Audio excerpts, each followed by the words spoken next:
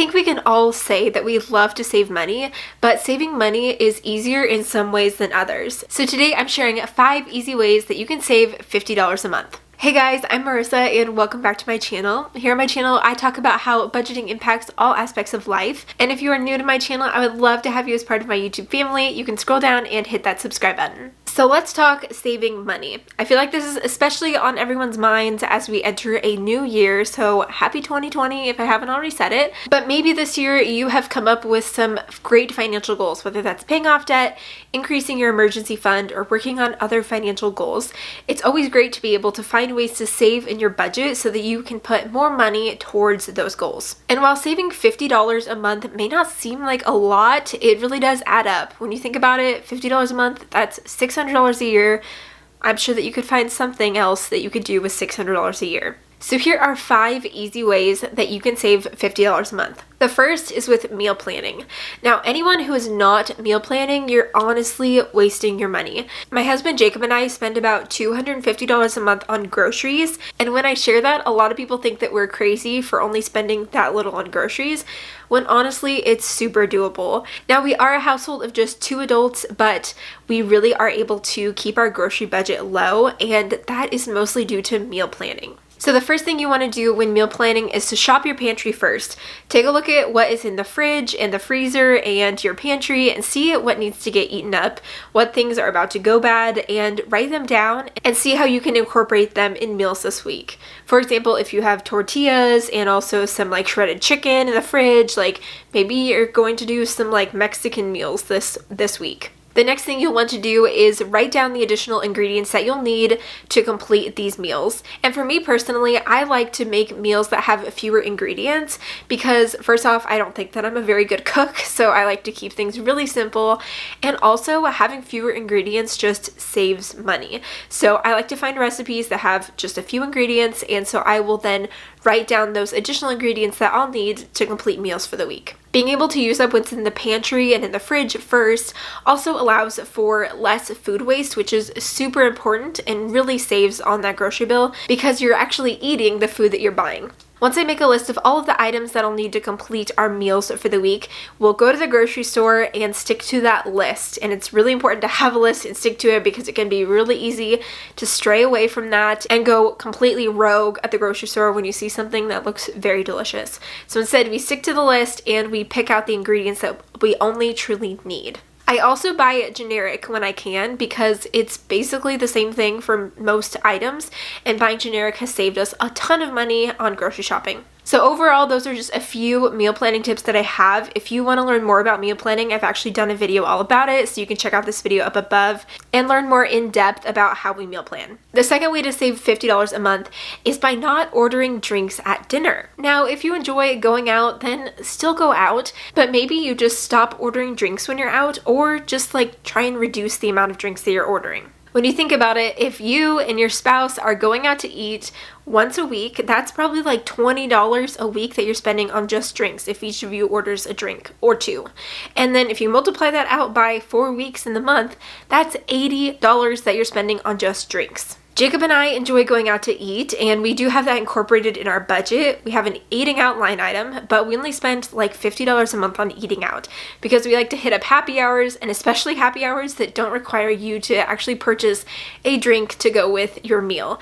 And so whenever we're out at a restaurant, we always just order water. For us, ordering drinks out just hasn't been a huge priority, and it's been an easy way for us to save money and still be able to go out and enjoy a meal. I will say I'm also pregnant right now, so I'm not drinking anyway. But before I was pregnant, we still just ordered water when we went out to dinner. The third way to save $50 this month is to cut your subscriptions. Now, you probably have a lot of just random subscriptions that are ending up in your budget. And subscriptions include things like Netflix, Spotify, monthly subscription boxes, Disney Plus, my fave, Apple Music, Audible. There are so many subscriptions out there that are just monthly charging your card without you probably even thinking about it. And if you are like the average person, you may have like $50 a month coming out of your budget for subscriptions. In May of last year, I signed up with Audible because they had like a discounted rate at the beginning, and I was really into listening to audiobooks on my commute to work. And then the rate after like 3 months went up, and I kind of just forgot about it. I'm not gonna lie.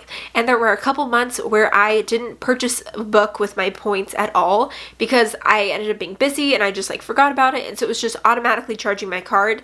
And I was like, oh yeah, no, I'll get around to it. I'll listen to those books. And then after 3 months of that happening, and I realized that I wasn't actually using it, I realized that I had to stop it. And even though it was like $15 a month, it was still taking money out of my budget and it was really adding up. And so I decided to cancel my Audible subscription because subscriptions can be pretty tricky. The fourth way to save $50 a month is with your energy consumption. This is something that Jacob and I were very passionate about when we moved into our house in September. That we are first-time home buyers, and this is our very first house. And when we moved in, we replaced all the light bulbs in the house with energy efficient bulbs. Now, it's crazy how cheap these LED energy efficient bulbs could really be. Like, you can read the label of the bulb that says, I think like one of our bulbs is like, it says it'll cost you like $1.50 a year if you run it for 2 hours a day. Well, we're not going to be running it for 2 hours a day anyway, but that is so cheap. We do have gas for heating, but our electric bill, which is just lights and anything that we may have plugged in, is $40 a month for our house that's about 1,800 square feet. I think that we've been able to reduce that cost because of these energy efficient bulbs, and we're also just mindful of our energy consumption. For example, we don't leave lights on when we're not in the rooms. Another way to reduce your energy consumption is with your heating. So like I said, our house is heated with natural gas, and we did purchase a smart thermostat when we moved into the house because we got it for like half off with like a great discount that was running at the time. But we also have our thermostat set on a schedule so that it's only running when someone's in the house or right before someone gets home, which has been really nice that we can come home to a warm house, but also know that it wasn't running all day when we weren't there. We also have it set up with our gas provider so that it will run during low cost times of the day and therefore save us more on energy costs. I'm not exactly sure what that like break-even point would be for investing in a smart thermostat, but you could definitely do some more research on these company websites. The one that we use is called the Ecobee or the Ecobee.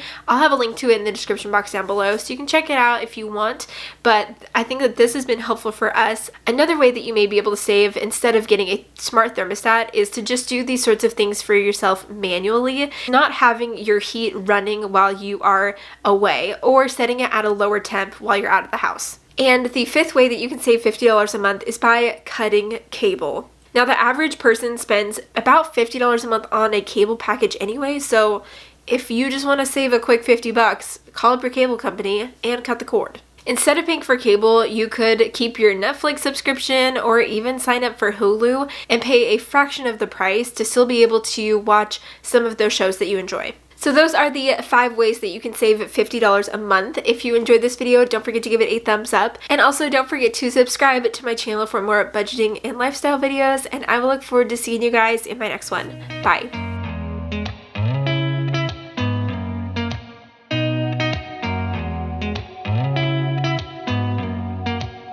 Did you ever stop and think, why spend too much time just getting ready?